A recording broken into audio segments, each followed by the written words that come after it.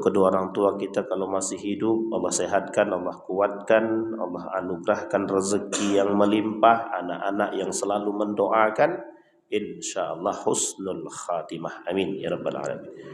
Berdoa kita selalu untuk saudara-saudara kita yang tertimpa musibah, Allah hapuskan dosa mereka, Allah tinggikan derajat mereka, Allah tambahkan rasa cintanya kepada mereka, insyaallah husnul khatimah. Amin ya rabbal alamin. Baik Bapak Ibu sekalian yang berbahagia, di subuh hari ini jadwalnya Ustadz Dr. Saidul Amin. Kita doakan mudah-mudahan beliau sehat, kuat, guru-guru kita diberikan kemudahan, kelancaran dalam setiap urusan. Insyaallah mereka bisa kembali mengisi kajian seperti sedia kala. Amin ya rabbal alamin. Baik Bapak Ibu sekalian yang berbahagia, di subuh hari ini saya ingin mengangkat satu hadis daripada baginda Nabi Muhammad SAW. Kata baginda Nabi Muhammad SAW, an Amr bin Shu'aib an abihi an jaddihi anna Rasulullah sallallahu alaihi wasallam qala laisa minna man tashabbaha bi ghairina. Kita ulangi.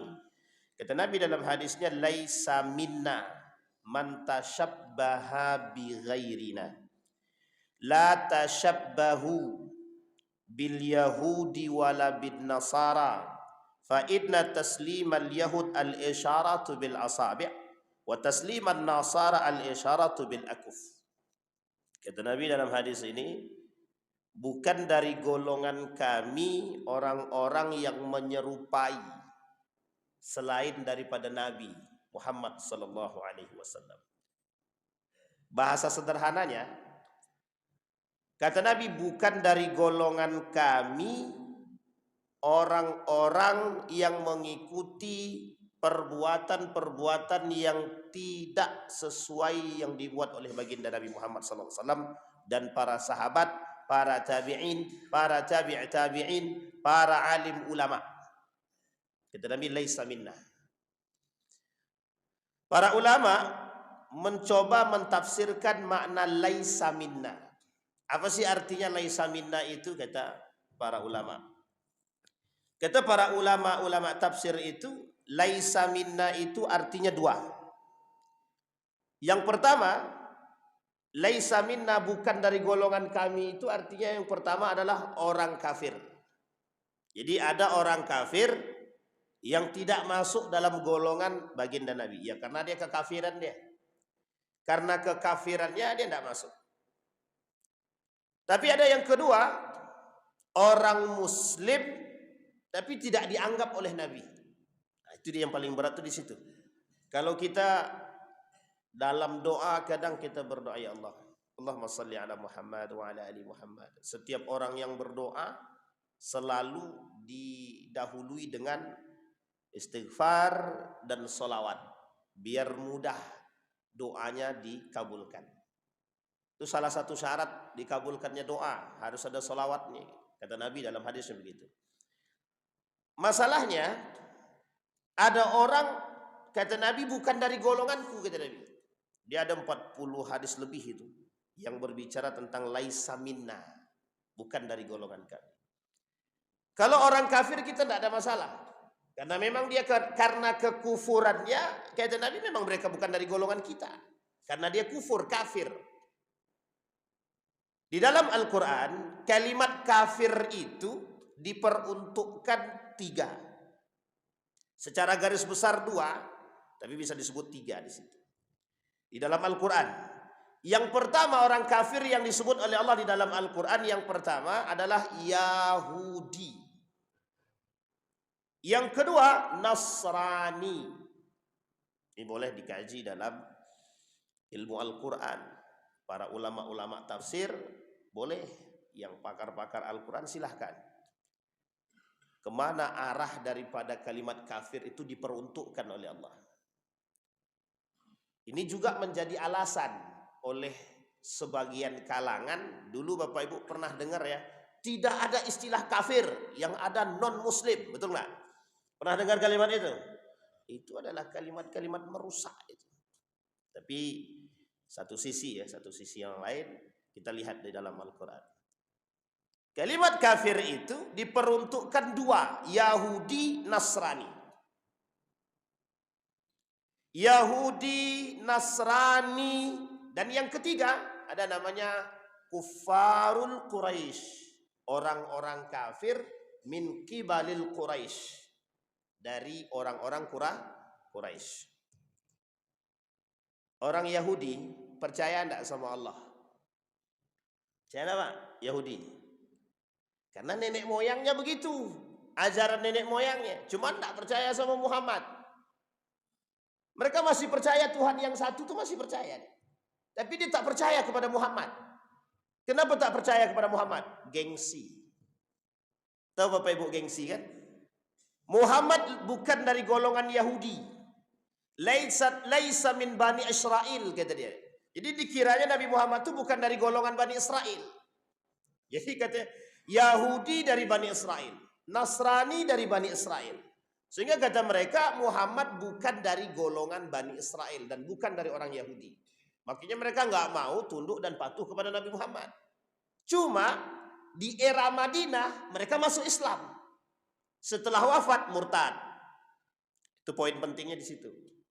Jadi kalau kita melihat sejarah sirah Nabawiyah, terlalu jauh kalau sirah Nabawiyah, ambil fatrahnya yang di Madinah dalam sejarah perpolitikan di Madinah. Oh, itu kencang banget, itu kelihatan itu di situ dalam sejarahnya itu. Bahwa orang-orang kafir itu ada 3 di situ. Kalau Nabi di Mekah itu musuhnya cuma 1, orang-orang kafir Quraisy. Yahudi tidak berkuasa, Nasrani biasa aja. Karena tidak punya kekuasaan. Yang kaya, yang kaya, yang kuat itu orang-orang Quraisy asli, pribumi. Jadi Yahudi nggak bisa berkuasa dia kalau dia di Mekah itu. Begitu juga Nasrani. Tapi ketika di Madinah musuh Nabi 3. Musuh Nabi 3.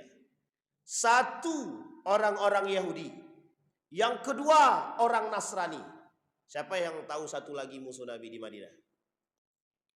Siapa Pak? 1 lagi. Munafik. Coba. Yang paling berat di antara 3 nih, yang 1 nih Yahudi ini diusir sama Nabi. Yang Nasrani ketika Nabi mengusir, yang Nasrani tidak bisa berkutik dia. Udahlah kita tidak usah banyak tingkah di sini daripada kena usir juga. Diusir oleh Nabi, mereka pergi ke 2 tempat. 1 Tabuk, yang satunya lagi Khaybar. Nanti ada namanya istilah perang Khaybar, perang Tabuk. Ghazwatu Tabuk wa Ghazwatul Khaybar. Ada sejarah perang Khaybar, ada sejarah perang Itu isinya orang Yahudi aja. Untuk menunjukkan kekuatan yang di Tabuk dan begitu juga yang di Khaybar. Jadi kalau Bapak Ibu berangkat umrah, sesekali pergi ke Khaybar itu. Nanti ada benteng-benteng yang disisakan. Jadi ada benteng-benteng, ada beberapa benteng yang disisakan oleh kaum-kaum Yahudi ketika terjadinya perperangan antara Nabi Muhammad bersama dengan kaum-kaum Yahudi yang ada di Khaybar. Yang kedua, selain dari Yahudi ada namanya Nasrani. Juga kafir disebut di dalam Al-Quran. Nasrani yang disebut di dalam Al-Quran itu bukan Kristen yang sekarang, bukan. Karena kalau kita merujuk kepada sejarah, Nasrani ketika itu, yang disebut Nasrani ketika itu min Bani Israel, juga dari kalangan Bani Israel. Jadi nanti dari Bani Israel itu mulai dari Nabi Ya'qub alaihissalam, Nabi Ya'qub alaihissalam. Nah, setelah Nabi Ya'qub turun. Setelah Nabi Ya'qub siapa lagi? Nabi Yusuf alaihissalam. Dari turunan Nabi Ya'qub ke bawah sampai Nabi Isa alaihissalam. Di situ sudah ada berapa agama? Agamanya cuma 1. Kitabnya ada berapa di situ? Jalurnya sama. Nabi Isa ini oleh kaum Nasrani yang dipandang sebagai tokoh ternamanya Nasrani adalah Nabi Isa alaihissalam. Makanya orang-orang, mohon maaf ya, teman-teman Kristen itu percaya di akhir zaman itu turunnya Isa itu mereka percaya. Kalau kita umat Muslim, Imam Mahdi, kemudian Isa alaihissalam. Dalam sejarah, dalam aturan hari kiamat. 10 tanda besar hari kiamat. Yang satu nanti turunnya Imam Mahdi, begitu juga Isa alaihissalam. Nasrani percaya kalau ada turunnya Nabi Isa itu. Percaya dia. Itu Nasrani. Yang kedua, Yahudi percaya dia kalau ada Imam Mahdi tapi dengan versi yang berbeda. Syiah percaya ada Imam Mahdi. Jadi ada beberapa agama yang percaya akan turunnya orang-orang tertentu, tokoh-tokoh pembesar di akhir zaman. Yang oleh Islam dipercaya Imam Mahdi dan Isa alaihissalam. Dan Dajjal juga dipahami oleh mereka.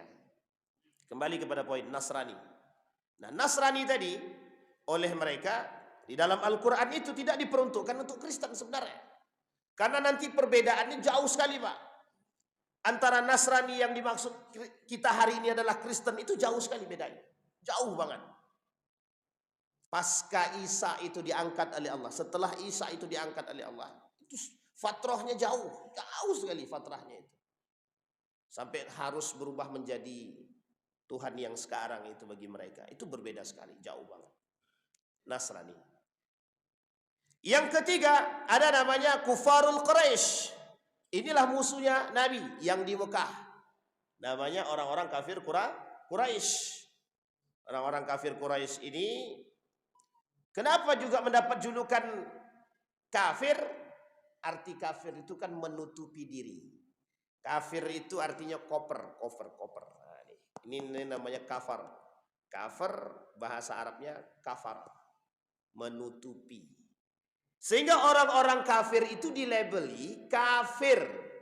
Dalam surat khusus untuk mereka, Qul ya ayyuhal kafirun. Hei orang-orang yang sedang menutupi diri. Yang mereka tutupi. Apa artinya kafir itu menutupi diri? Menutupi diri dari apa? Kebenaran. Nah, ini ceritanya, Pak.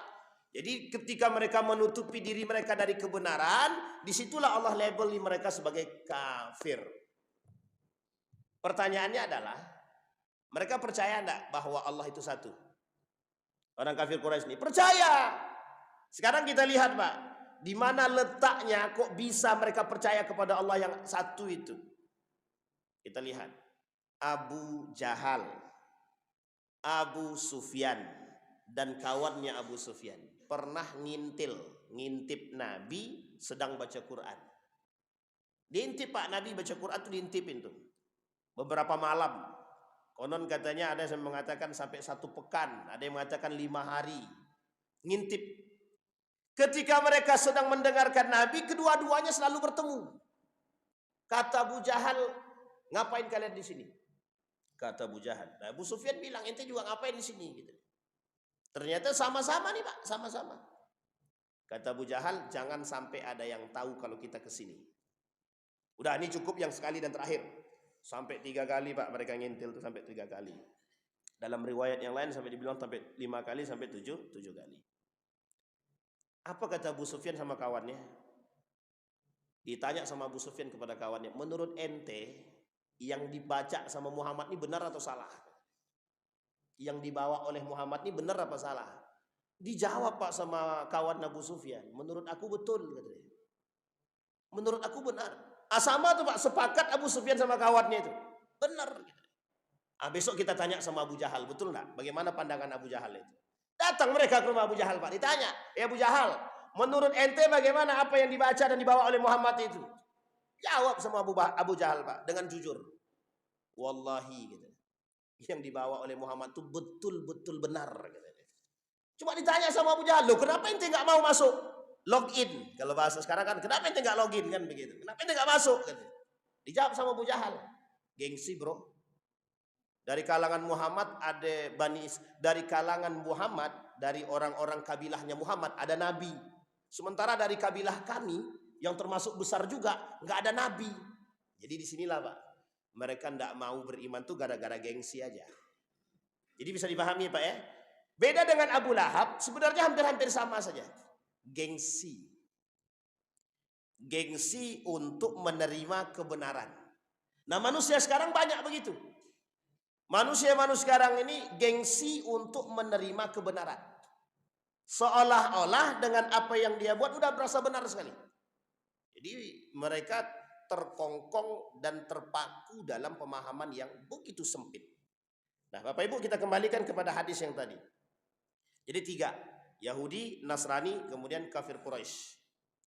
Kata Nabi, itu yang disebut, kata Allah dalam Al-Quran, oleh sebagian ulama tafsir mengatakan itu yang disebut dengan kafir. Nah, sisanya Allah sebutkan dalam Al-Quran musyrikun. Siapa namanya Bapak Ibu? Musyrikun. Nah, sekarang pertanyaannya, siapa musyrikun itu? Yang menyembah selain daripada Allah, yang punya kawan selain daripada Allah, yang menduakan Allah, yang menyekutukan Allah sama itu, yang menjadikan Allah punya sahabat yang lain. Makanya Bapak Ibu sekalian yang berbahagia, orang-orang muslim dia tapi masih percaya sama yang lain juga disebut dengan musyrik. Contoh di Riau ini ada, jadi ada istilahnya sinkritisme. Tahu Bapak Ibu sinkritisme? Memadukan agama. Dia punya 2 agama minimal, sinkritisme. Sholat Jumat dia sholat, sesajenan dia ikut, paham ya? Nah, ini sholat Jumat dia sholat dia sholat, tapi cuma sesajenan ikut. Pas menyembah pohon dia ikut, pas ngasih makan laut dia ikut. Nah, ini namanya sinkritisme. Dalam istilah antropologi ini kajiannya budaya. Kalau dalam kajian budaya kata mereka, begitulah budaya Indonesia ini kaya akan budaya lokal, budaya yang apik. Cuma dalam kajian agama, dalam kajiannya akidah bermasalah Pak, bermasalah itu. Apa masalahnya?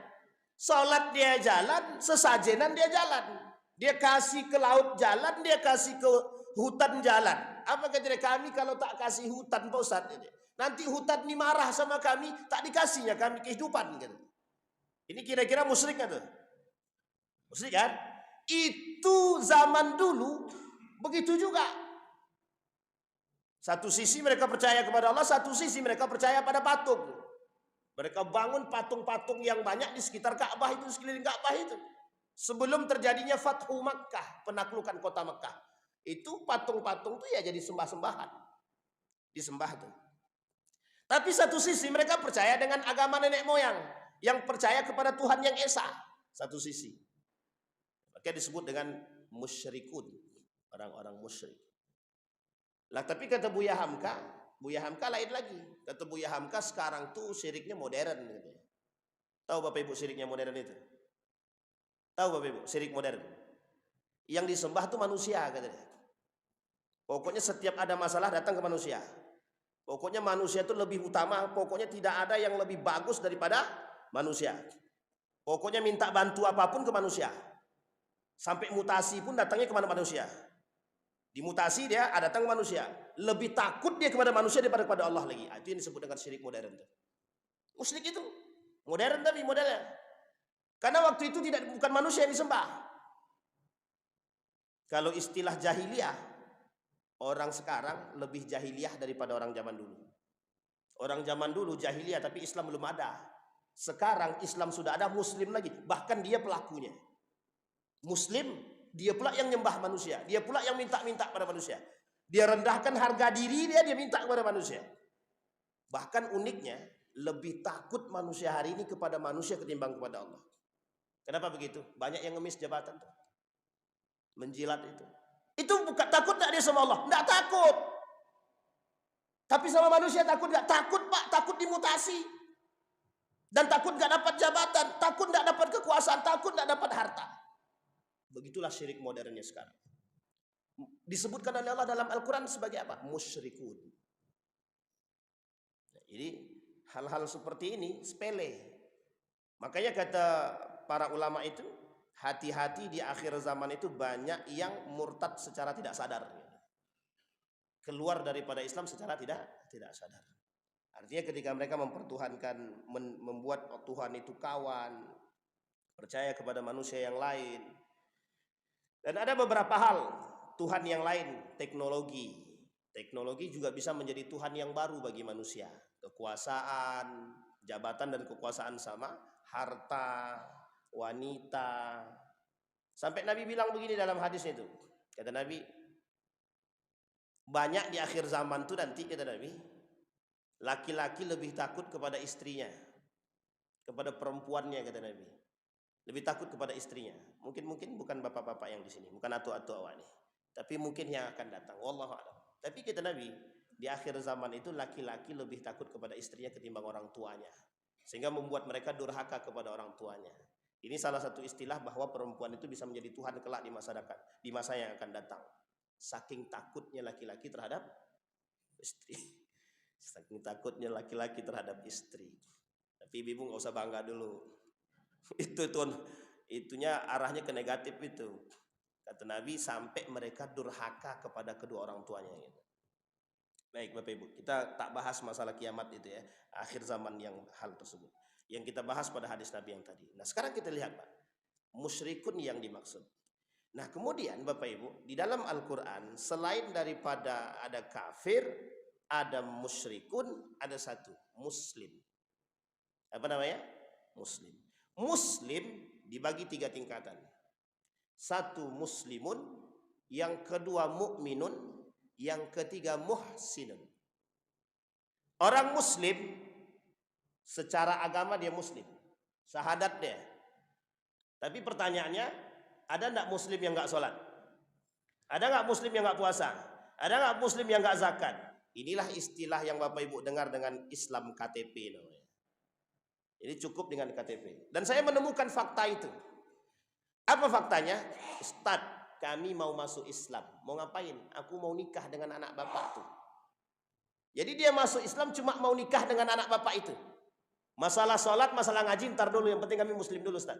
Yang penting dapat anak itu. Yang kedua, muslim karena pengen cari kerjaan. Dia sengaja masuk Islam biar bisa mendapatkan pekerjaan. Karena di negara Republik Indonesia ini khususnya, orang-orang muslim itu menurut mereka itu mudah cari kerjaan. Artinya karena sama-sama muslim. Kalau dia non muslim, otomatis sebagian umat muslim yang punya lapangan pekerjaan, dia masih mikir nih untuk mau ngambil non muslim kan begitu. Itu bedanya dengan orang-orang sebelah gitu. Kalau orang-orang Nasrani itu mereka kadang masih mau, kayak Cina-Cina itu masih mau dia menerima karyawan muslim, cuma nggak dikasih tempat untuk sholat itu. Sebagian juga ada yang begitu itu, sebagian. Nggak tahu sebagian besar apa sebagian kecil kan begitu. Tapi begitulah kalau kita berbicara itu. Nah, ada muslim. Muslim ada yang muslim, ada yang mukmin, ada yang muhsin. Sekarang kita lihat Pak, muslim. Muslim ini itu mereka tidak sholat, ada yang tidak sholat, ada yang nggak puasa, ada yang nggak zakat gitu. Tapi mereka ngaku Islam. Sekarang saya tanya, rukun Islam itu ada berapa? Ada berapa Bapak Ibu? 5. Rukun iman? Baik. Zakat masuk rukun apa? Sekarang yang tak bayar zakat berarti muslim apa tak muslim deh? Salah satu rukun Islam itu adalah syahadat. Kalau seandainya dia tidak bersyahadat, muslim enggak? Enggak muslim dia. Bisa dibilang kafir dia? Bisa. Sekarang saya tanya, kalau dia tidak bayar zakat, bisa nggak kita bilang kafir dia? Dalam hadis Nabi ada, kata Nabi, orang yang tidak membayar zakat, fahuwa kafir. Dia kafir. Faqad kafara. Orang tidak sholat, faqad kafara. Orang yang tidak puasa, faqad kafara. Meskipun sebagian ulama hadis bilang hadisnya lemah. Gitu. Di antara 3 nih, puasa, zakat, sholat, ulama sepakat pada nomor 1, pada yang sholat. Kata para ulama, meskipun hadisnya ada, memang lemah hadisnya. Pertanyaannya, hadis lemah ini bisa nggak dipakai? Boleh, kata Imam Ibnu Hajar Al-Asqalani, boleh. Cuma nggak boleh dijadikan alasan kan?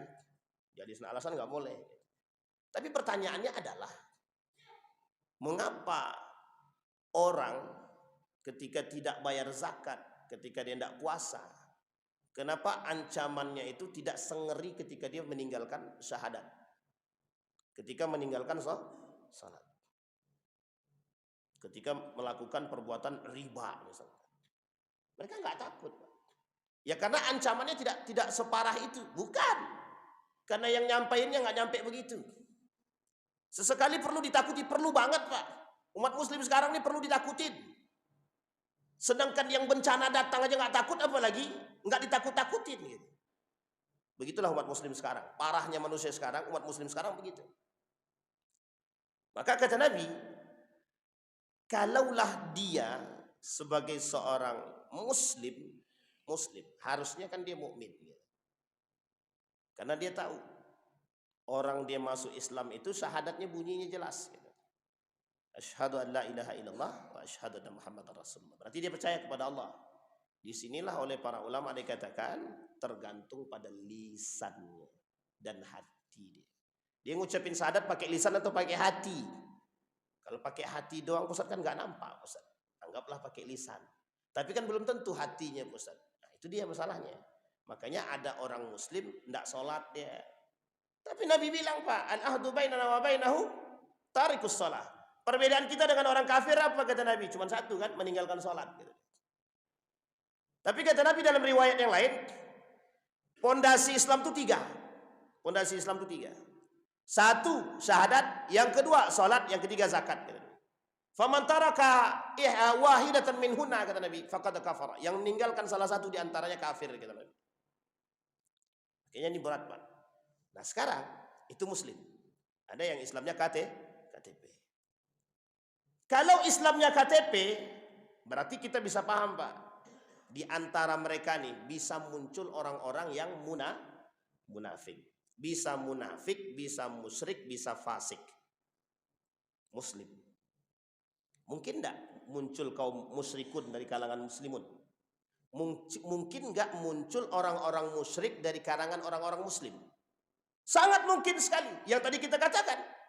Yang kedua, mungkin tidak ada orang munafik di tengah umat muslim. Jangankan di tengah umat muslim. Di masa Nabi 40 Pak dikantongi oleh Huzaifah ibn Yaman. 40 dikantongi oleh Huzaifah ibn Yaman nama kaum-kaum munafik, nama orang-orang munafik. Sampai Umar bin Khattab bilang begini sama Huzaifah. Huzaifah, nama gua ada nggak? Kata Umar bin Khattab. Kata Huzaifah, tersenyum aja dia. Sampai mati dia, sampai wafat Huzaifah ibn Yaman tidak disebutkan 40 tersebut. Karena memang janjinya sama Nabi jangan disebutin 40 orang munafik. Musuh Nabi yang paling berat di Madinah itu siapa? Bukan Yahudi, bukan Nasrani.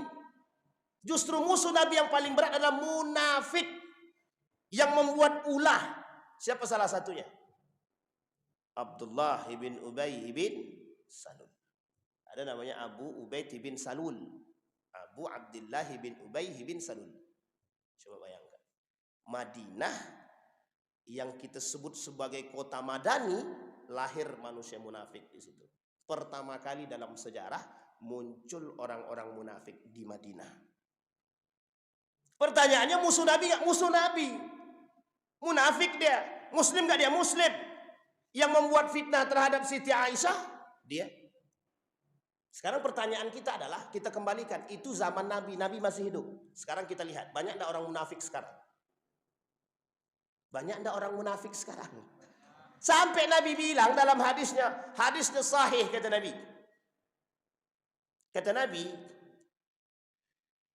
"Inna min ba'di ummati munafiqun." Atau kata Nabi, "Inna munafiqu ummati qurra'un." Kata Nabi, kelak di akhir zaman itu ada orang-orang munafik dari golongan umatku kata Nabi. Siapa mereka? Qurra. Tahu Bapak Ibu qurra nih? Mengerti Al-Quran, paham Al-Quran, hafal Al-Quran, bisa baca Quran. Imam Nawawi bilang dalam kitabnya Al-Adab fi Hamalatil Quran. Saat Tibyan fi Adab Hamalatil Quran. Sama Pak, begitu juga dinukil. Justru yang munafik itu adalah banyak orang-orang yang juga, bukan banyak, tapi sebagian juga di antara mereka adalah paham Al-Quran. Ini saya tak singgung siapa-siapa. Saya singgung setiap manusia yang sadar. Hati-hati. Kita nih bisa terjerumus dalam kemunafikan. Apa kata Dr. Ed Al-Qarni? 30 tanda orang munafik. Bukan 3, 30 tanda orang munafik itu. Munafik itu ada 2. Ada munafik kecil, ada munafik besar. Pernah Bapak Ibu tahu? Munafik kecil, munafik besar. Munafik kecil itu yang melakukan sifat yang 3. Kalau dia berbicara dia dusta. Kalau dia berjanji dia ngingkarin. Kalau dikasih amanah. 3 ini dasar Pak, meskipun dianggap kecil tapi pertama kali dasar penyebab. yang membuat manusia bisa menjadi lebih munafik lagi. Satu, kalau sholat dia main-main. Wa idza qamu ila salati qamu kusala. Itu yang bilang siapa? Allah. Orang munafik sholatnya main-main. Ada lagi Nabi bilang, ada orang yang suka sholat di akhir waktu. Munafik juga kata Nabi. Tapi jangan digeneralisir. Orang yang sholat di akhir waktu yang dibilang munafik ini, orang yang suka mempermainkan sholat, memang suka menunda-nunda waktu sholat. Nah, ini munafik tuh munafik. Dipahami oleh para ulama yang disebut dengan akhir setengah jam sebelum masuk waktu yang lain. Paling tidak setengah jam. Itu paling sedikit. Jadi setengah jam sebelum masuk asar, baru dia sholat zuhur. Sebelum itu ngapain dia? Main HP. Munafik berarti dia itu. Tapi jangan pula pas mau tengok, oi munafik, kok main HP sekarang? Tidak boleh. Jangan pula kita bilang orang itu munafik langsung, tak boleh. Nah, itu etika dalam Islam. Oh, ini orang-orang munafik nih yang sholatnya terlambat-terlambat nih. Tidak bisa juga. Kita harus paham asbabnya juga. Bisa dipahami Bapak Ibu. Nah, sekarang yang ingin kita bahas itu Bapak Ibu. Pada poin aspek munafik ini. Kata Nabi, laisa minna, tidak bukan dari golongan man tasyabbaha bi ghairina. Bukan dari golongan kami ada orang-orang yang menyerupai perbuatan-perbuatan yang tidak sesuai dengan kami, kata Nabi. Ini saya spesifikin langsung, Pak. Langsung saya tuju tempatnya langsung. Ini bentar lagi. Bentar lagi tanggal 25. Bentar lagi tanggal 25. Di awal Desember kemarin sudah mulai masuk. Beberapa tempat sudah pasang atribut-atribut. Ini mohon maaf Bapak Ibu, kita ini muslim. Fatwa Majelis Ulama Indonesia, haram umat muslim mengikuti perayaan Natal. Haram. Langsung kita sebut ya, haram. Ustaz kok keras sekali. Kalau lembut-lembut aja mereka tak dengar, apalagi keras. Yang keras tak didengar, apalagi yang lembut. Haram umat muslim mengikuti fatwa Natal, haram. Itu Majelis Ulama Indonesia. Kalau mau ikuti silahkan. Pertanyaannya bukan di situ. Pertanyaannya adalah umat muslim yang mengikuti tradisi-tradisi Yahudi dan Nasrani itu dipanggil apa? Nifak, munafik. Artinya kalau ada umat muslim hari ini yang mengikuti tradisi-tradisi seperti itu disebut apa? Munafik. Maka kata Nabi, laisa minna, bukan dari golongan kami. Dan Nabi tidak mau mengakui orang-orang munafik daripada golonganku, kata Nabi. Cuma ada cumanya. Ketika Umar bin Khattab mau membunuh Abu Ubaid bin Salul, Nabi melarang. Kata Nabi kepada Umar, jangan. Engkau mau. Orang di sini masih memandang aku, kata Nabi. Dia munafik. Memang dia munafik, kata Nabi. Cuma kalau ente bunuh, orang masih paham bahwa Abu Ubaid itu adalah sahabatku. Dia beriman dan hidup di masaku, kata Nabi. Ini kalau dibunuh, nanti yang kena saya, kata Nabi. Bahwa Muhammad membunuh sahabatnya, gitu. Maka dilarang Pak sama Nabi Umar bin Khattab untuk membunuh orang munafik itu, Abu Ubaid bin Salul. Tapi sebelum mati, sebelum wafat Abu Ubaid bin Salul itu, Nabi kasih jubah Nabi kepada Abu Ubaid bin Salul. Tahu ibu alasannya? Kita rujuk kepada 6 tahun sebelum dia wafat itu. Jadi ketika Ibnu Abbas itu, paman Nabi itu, ada namanya Abbas paman Nabi, bukan Ibnu Abbas. Abbas paman Nabi, sebelum itu belum masuk Islam dia. Nah ketika dia dalam perperangan itu, sakit dan menjadi tawanan Nabi. Ketika menjadi tawanan Nabi, dikasih baju, pakaian. Nabi kan tetap sedih, karena meskipun tawanan, tapi dia paman, tetap paman, kata Nabi. Mau gimana pun, Abbas itu tetap paman Nabi. Singkat cerita, dia tidak lagi memiliki pakaian. Nah pakaian yang cocok kepada badannya Abbas ini, paman Nabi ini, adalah pakaiannya Abu Ubaid bin Salul tadi. Maka dipinjamkanlah, dikasih oleh Abu Ubaid bin Salul baju tadi, jubah tadi untuk dipakaikan kepada Abbas melalui baginda Nabi Muhammad SAW. Satu-satunya kebaikan Abu Ubaid bin Salul kepada Nabi, satu-satunya. Itu orang munafik tadi. Makanya di akhir sebelum dia wafat dikasih oleh Nabi baju. Karena nanti sebagai pengganti baju yang pernah dia kasih kepada kepada Abbas. Itu orang munafik, Pak. Nah, posisinya, Pak, mohon maaf ya Bapak Ibu ya. Natal ini berbarengan dengan tahun baru. Tak lama kemudian tahun baru. Yang ingin saya ingatkan kepada kita adalah banyak tradisi-tradisi jahiliyah yang diikuti oleh umat muslim. Saya ambil hadis yang lain. Kata Nabi dalam hadis yang lain, la taqumus sa'ah, tidak akan terjadi hari kiamat hatta tattabi'anna, sampai mereka akan betul-betul mengikuti tradisi-tradisi sebelumnya. Ditanya sama sahabat, aminal yahud wan nasara, apakah dari Yahudi dan Nasara? Kata Nabi, kalau bukan mereka siapa lagi? Dalam riwayat yang lain, apakah itu Persia dan Rom? Kata Nabi, kalau bukan mereka siapa lagi? Ini kalau kita rujuk kepada 4 ini Pak, Yahudi, Nasrani, Persia dan Rom, itu kelihatan semua. Kita ambil dulu Persia. Bapak Ibu tahu Persia agamanya apa? Majusi. Majusi itu sembahannya Pak Zoroaster. Zoroaster itu api, berarti mereka musyrikun. Makanya kata para ulama, orang-orang Majusi ini musyrikun. Yang disembah adalah api. Sampai hari ini masih tersisa Pak, sebagian di antara mereka yang masih menyembah api. Masih ada. Persia itu mana pusat? Iran sekarang. Iran sekarang. Nah, kalau kita paham kan Iran itu pasti Syiah. Sebagian besar, sebagian kecil masih ada yang percaya dengan nenek moyang. Baik, kita kembali. Yahudi, Nasrani. Kalau bukan mereka siapa lagi kata Nabi? Nah, sekarang kita perhatikan Pak, tradisi Yahudi dan Nasrani ini sebenarnya bahasa kiasan. Ketika 1925 runtuh Turki Utsmani, habis nih Pak Turki Utsmani. Siapa yang naik? Eropa. Apa yang mereka lakukan terhadap Islam? Di bumi hanguskannya Islam. Semua dihabisin Pak. Yang masih belajar baca bahasa Arab singkirkan, yang azan pakai bahasa Arab singkirkan. Sampai di Turki azannya pakai bahasa Turki. Sampai Bapak Ibu datang ke Inggris pakai nama Muhammad aja diusir. Langsung auto. Kalau auto balik ke kampung masing-masing. Jadi kalau kita pakai namanya Muhammad Ridwan masuk ke Inggris pada saat itu langsung diusir Pak. Tidak boleh masuk. Sampai ke nama-nama saja kalau ada berbau Islam singkirkan. Nama yang tidak ada asal usul masalah, yang ada berbau Islam aja diusir. Inilah cikal bakal lahirnya yang disebut dengan Islamophobia. Bapak Ibu tahu Islamophobia? Benci terhadap Islam. Nah, ini yang mau kita bahas Pak.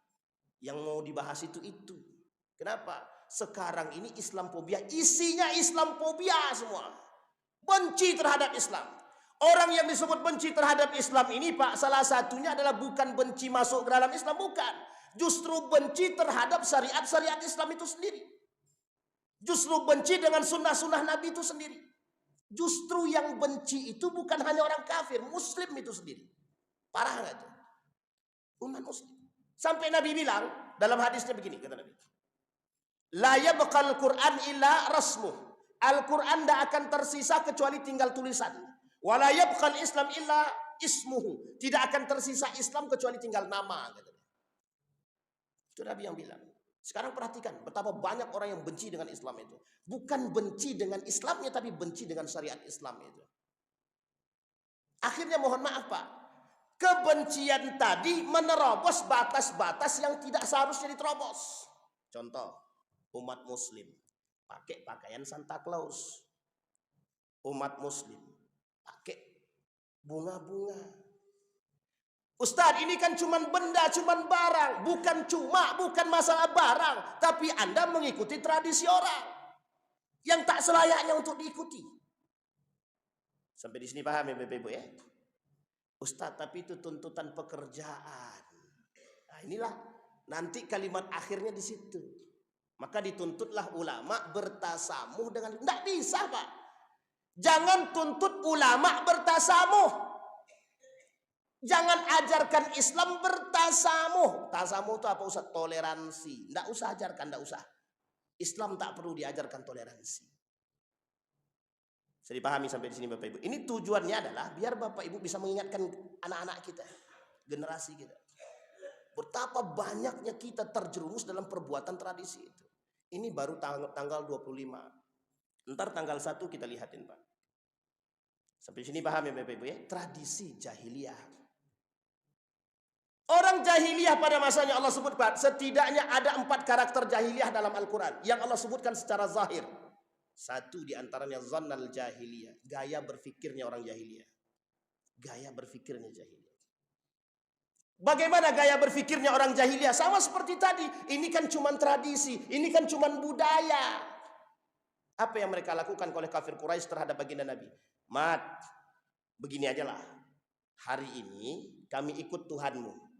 Besok kau ikut Tuhan kami. Apa jawaban Nabi? Lakum dinukum waliyadin, kata Allah. Allah kata sama Nabi, Nabi suruh sebut itu.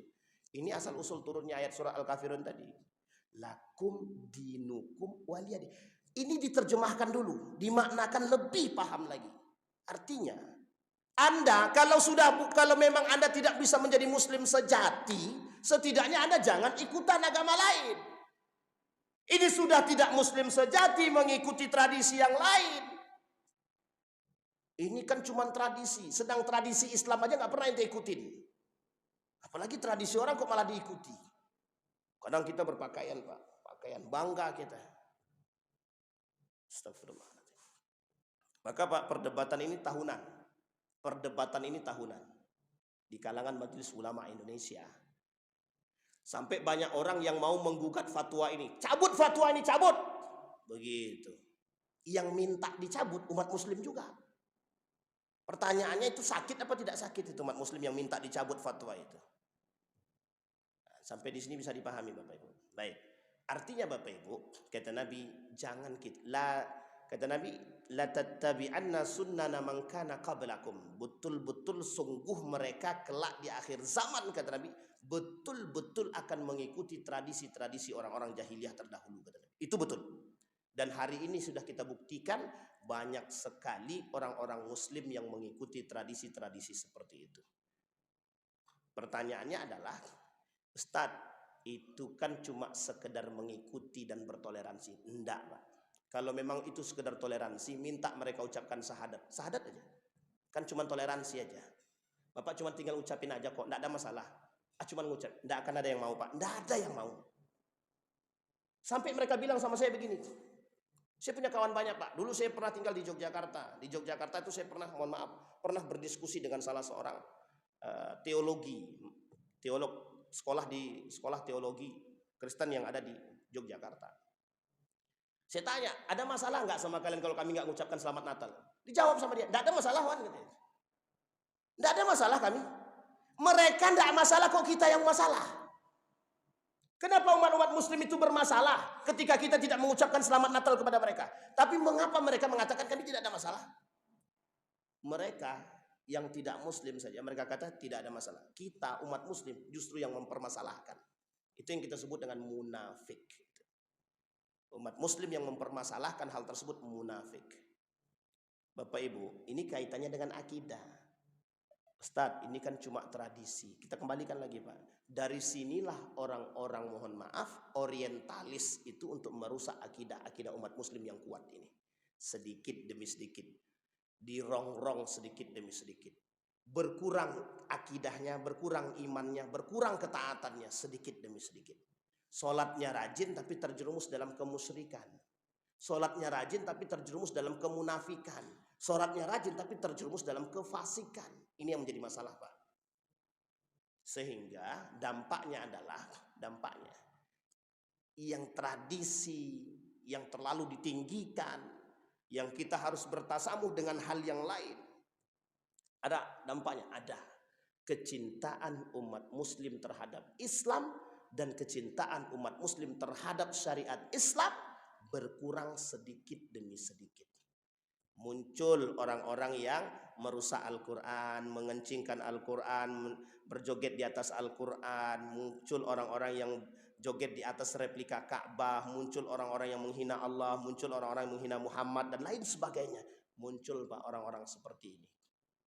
Coba bayangkan, di tengah siapa? Umat muslim. Parahnya lagi, gara-gara tradisi juga yang sesat dan menyesatkan. Ingat ya, tradisi yang salah, dampaknya adalah muncul kelompok-kelompok yang mohon maaf, membawa ajaran yang tak sesuai. Bercampur laki-laki perempuan, muslim dia karena tradisi. Bolehnya foto bareng dengan perempuan begini, itu tradisi. Mungkin itukah yang disebut dengan tradisi? Tradisi bolehkah menerobos batas syariat? Tidak boleh, Pak. Islam apa? Apakah Islam melarang tradisi secara utuh? Tidak. Tradisi yang sejalan dengan syariat Islam, yang tidak menerobos batasan-batasan syariat, tidak dipersoalkan. Lah kalau mohon maaf, kalau bercampur laki-laki perempuan itu tradisi mana? Kajiannya jelas, tapi bercampur laki-laki dan perempuan. Setelah pengajian cium tangan, hahaha begini. Pertanyaannya adalah, yang rusak siapa? Siapa yang merusak Islam itu siapa? Umat muslim itu sendiri. Baik, itu yang pertama. Artinya kata Nabi, jangan ikuti. Nah yang kedua, bulan Desember ada 2 tradisi setidaknya, paling sedikit 2 tradisi yang diikuti oleh umat muslim. Yang kedua, perayaan tahun baru. Saya kasih Bapak Ibu nalar logika berpikir yang sehat otaknya. Mohon maaf ya, jangan tersinggung. Datang berombong-rombong manusia ke jalan yang ada di Jalan Sumatera, di dekat Tugu. Tugu apa namanya? Yaitu Tugu Zapin. Tugu Zapin, di Zapin itu ada laki-laki perempuan. Itu sudah dalam syariat itu sudah salah itu. Oke lah, anggaplah itu untuk edukasi. Kumpul orang rame-rame Pak di situ. Di Tugu Zapin itu kumpul rame-rame. Menjelang jam 12 malam. Menjelang Pak. Sampai jalan macet. Hotel penuh. Pertanyaannya ngapain? Begini Pak. Ngapain kepalanya begini? Nunggu bom meletus. Ketika sudah selesai bom meletus, buar gitu. Balik ke rumah masing-masing. Coba Bapak Ibu pakai akal nalar sehat. Yang Bapak tengok sama Bapak Ibu tengok itu apa? Mercon Pak. Di mana letak faidah hidupnya? Tidak ada. Di mana letak faidah agama? Tidak ada. Di mana letak tradisinya? Tidak ada. Di mana letak edukasinya? Sama sekali tidak ada. Pembodohan massal. Itu pembodohan massal itu. Dan Bapak Ibu tahu siapa perayaan tahun baru pertama sekali yang melakukan? Paus. Bukan muslim. Tapi pas kajian tahun baru Islam, kajian dalam masjid cuma setengah. Sisanya nggak tahu kemana. Tapi ketika perayaan tahun baru kumpul semua Pak. Uniknya lagi ladang kemaksiatan.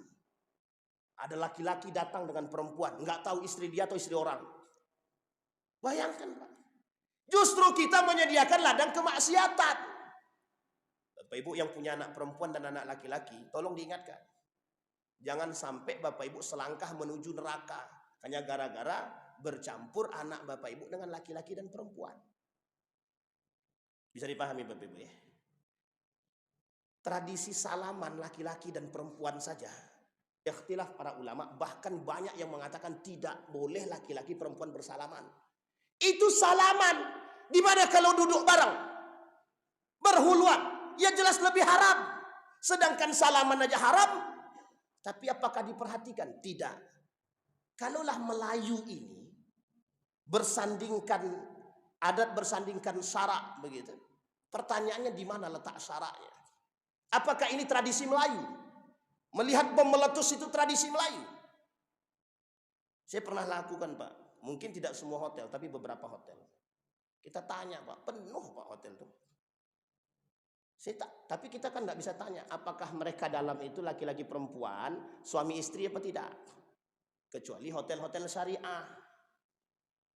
Bisa dipahami Bapak Ibu. Mohon maaf Pak, ladang kemaksiatan itu yang kita maksudkan. Pertanyaannya adalah muncul kelompok yang mengatakan, hei, alergi kau dengan tahun baru. Alergi kau dengan hal-hal begini. Tidak toleran. Nah inilah kalimat akhir yang mereka sampaikan kepada kita Pak. Bahwa kalau ada orang yang membantah tradisi ikut yang tadi Natal, kemudian membantah tahun baru, maka disebutlah orang-orang seperti ini tidak toleran. Tidak apa namanya? Bisa dipahami sampai di sini Bapak Ibu? Pertanyaannya adalah, muslimkah kita? Muslim. Ini yang disebut dengan muslim, mukmin, muhsin. Ada orang muslim belum tentu mukmin. Ada orang mukmin sudah mesti muslim. Ada orang muhsin sudah mesti dia mukmin dan muslim. Tapi ada orang-orang yang dua ini belum tentu muhsin. Ada orang mukmin belum tentu, ada orang muslim belum tentu mukmin dan belum tentu muhsin. Ada orang mukmin sudah mesti muslim tapi belum tentu muhsin. Tapi kalau dia sudah muhsin, dia sudah mencakup Pak. Muslim, mukmin, muhsin. Nah, yang kita butuhkan di akhir zaman adalah dua-duanya Pak, yang terakhir. Mukmin dan muhsin. Jadi muslim yang hakiki. Abu Bakar dalam perkumpulan alumni 212. Dalam perkumpulan alumni 212. Apa kata Abu Bakar? Saya masih ingat betul itu Pak. Beliau menyampaikan dalam yang ditulis oleh seorang ulama itu, pernyataan daripada Abu Bakar. Apa kata? Kata Abu Bakar ketika dalam alumni perkumpulan alumni 212. Ya ayyuhalladzina amanu, wahai orang-orang beriman, jadilah muslim kafah. Wala tattabi'u khutuwatis syaitan innahu lakum aduwwum mubin. Orang-orang beriman, jadilah muslim yang kafah. Wala tattabi'u khutuwatis syaitan. Jangan kalian ikut khutuwat syaitan, bisikan-bisikan setan. Berat enggak itu Pak, hidup di akhir zaman? Berat Pak. Jadi sekarang nih, kalau kita hidup di zaman sekarang nih, campur aduan agama itu berat sekali Pak. Itu baru dalam campur aduk agama. Belum kemungkaran, kemaksiatan, kerusakan, berat. Maka kata Nabi, orang yang hidup di akhir zaman itu ibarat memegang bara api. Kondisi dia sedang memegang bara api, saking beratnya Pak. Maka Bapak Ibu, apa yang dikhawatirkan oleh Nabi? Nah, ini baru kita masuk poin akhir sebelum saya tutup. Dalam kitab Daqaiqul Akhbar itu. Sebelum Nabi wafat, ketika ruh sampai di tenggorokan, apa yang Nabi katakan? Ummati, ummati, ummati. Bapak Ibu tahu apa alasan Nabi bilang begitu? Inilah kondisi yang dikhawatirkan Nabi Pak sekarang ini. Kondisi sekarang inilah yang disebutkan oleh Nabi, ummati, ummati, umat. Yang dikhawatirkan oleh Nabi terhadap umatnya adalah banyak yang menyimpang daripada ajaran-ajaran Islam yang sesungguhnya. Yang pertama. Yang kedua, banyak yang mengikuti ajaran-ajaran Yahudi dan Nasrani.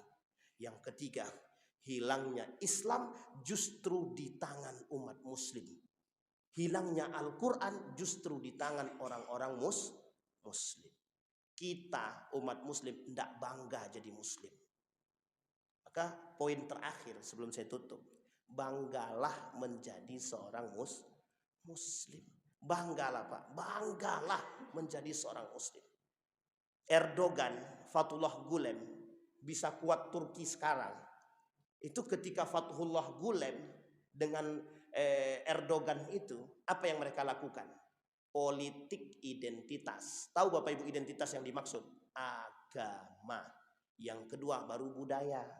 Disatukan oleh Erdogan agama dengan budaya. Jadi kuat Pak. Kemal Atatürk turun tanpa pertumpahan darah. Tapi menyatukan agama. Agama dulu Pak dikembalikan sama mereka, ruh itu. Itu yang disebut dengan politik identitas.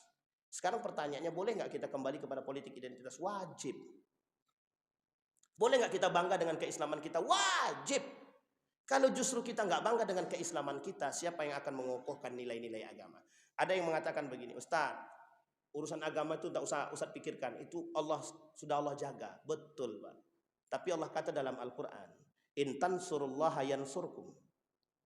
Kalau engkau menolong Allah, mesti engkau Allah tolong. Pertanyaannya siapa kita yang menolong Allah itu siapa? Mungkin tidak kita menolong Allah itu? Mungkin tidak kita menolong Allah Pak? Tidak mungkin. Tapi apa yang dimaksud adalah nilai-nilai agama. Jaga nilai agama, jaga agama. Mukmin yang menjaga nilai agama, dia telah menjaga agama. Makanya kalau kita sholat, kita menjaga Pak. Kalau kita jujur, kita menjaga. Kalau kita nggak korupsi, kita menjaga. Kalau kita nggak menjilat, kita menjaga.